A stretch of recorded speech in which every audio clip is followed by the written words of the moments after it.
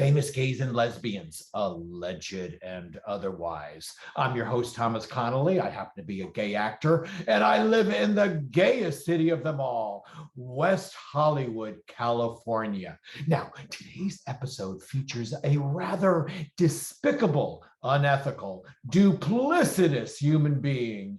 And you may ask, why are you choosing to feature such a reprehensible individual? I have no idea. No. I was a history major in college, and I'm a firm believer in the adage, if you don't learn from the past, you're doomed to repeat it. Hey, we have to be on guard. We have to be aware. Someone like this could easily pop up again in our culture. Hey, it's not that far-fetched. Look at what's going on around us. 30% of the population, that's some 70 million people, choose not to believe the bona fide results of a presidential election. And all these wild conspiracy theories out there, QAnon, extreme voter suppression tactics. Come on, we got to be on guard for what's happening in our world. Now, who is this deplorable individual? None other than the unbelievable life story of Roy Cohn. Now, you might not know this, but in the 1950s, Roy Cohn was the central creator, founder, and perpetrator of the Lavender Scare. Now, the Lavender Scare was a movement to rid all gay people from the federal government payrolls. Now, you've probably heard of the Red Scare, which was founded by Joseph McCarthy and lead counsel Roy Cohn to rid our country of all communists. The Red Scare ultimately became an embarrassment and nothing but a stain in the history of our country. The Red Scare pitted neighbor against neighbor in a relentless witch hunt, allowing anyone to accuse you of being a communist.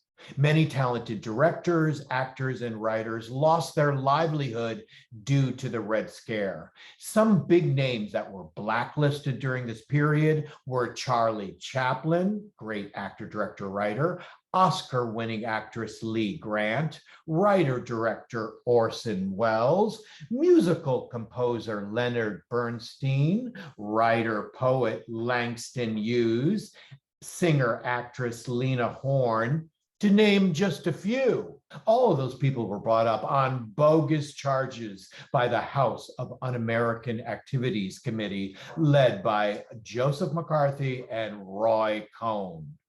They even accused Lucille Ball of being a communist. Luckily, she was never blacklisted and brought up on federal charges. Lucy famously said, "The only thing red about me is my hair." However, concurrent with the Red Scare was the Lavender Scare, which is not well known these days. Now, the Lavender Scare was happening at exactly the same time as the Red Scare. And like I said, it was led by the twosome Roy Cohn and Joseph McCarthy. Now, the goal of the Lavender Scare was to fire any homosexual employee working for the federal government. Yes, as a gay man, Roy Cohn spearheaded the Lavender Scare movement.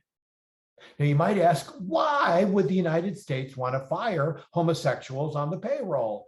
Well, Roy Cohn, as a homosexual man, convinced the powers that be in Washington, D.C., that gay people were all a tremendously high security risk.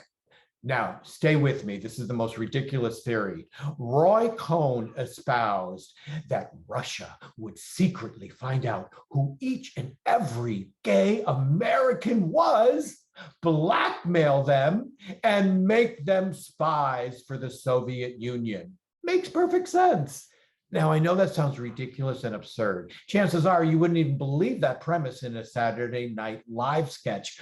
Now, Roy Cohn generated so much fear and momentum with this ridiculous theory of the Lavender Scare that he actually got President Dwight D. Eisenhower to enact Executive Order 10450, which was signed on April 27th, 1953. Now, this is exactly what that executive order said. It banned all homosexuals from working in any capacity for the federal government. Did you know about this law? Because it was technically on the books for the next 40 plus years until President Bill Clinton replaced it with the don't ask, don't tell policy. And it wasn't until 2008 with President Barack Obama that LGBT individuals were fully protected from discrimination within the federal government. Now, President Eisenhower's executive order to fire all homosexuals in the federal government was far more pervasive than the blacklisting and the Red Scare movement. More than 5,000 people lost their jobs due to anecdotes, innuendos, and rumors. And not only did these 5,000 people lose their jobs, they suffered the public humiliation and trauma of being outed as a gay and lesbian person. And this was in the 1950s when the American Psychiatric Association classified homosexuality as a sexual perversion and a mental disorder. This actually wasn't removed from the APA, the American Psychiatric Association, until 1973. Now, I'm sorry to report that it's estimated that more than 100 people committed suicide due to President Eisenhower's Executive Order 10450, engineered by the gay man himself, Roy Cohn. Well, that's it for part one of the Roy Cohn story. There was so much to unpack here that we had to put it into two parts. Now, stay tuned for part two.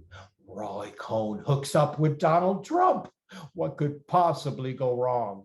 Well, this is Thomas Connolly for Famous Gays and Lesbians, Alleged and Otherwise. Hope to see you in part two. Bye-bye.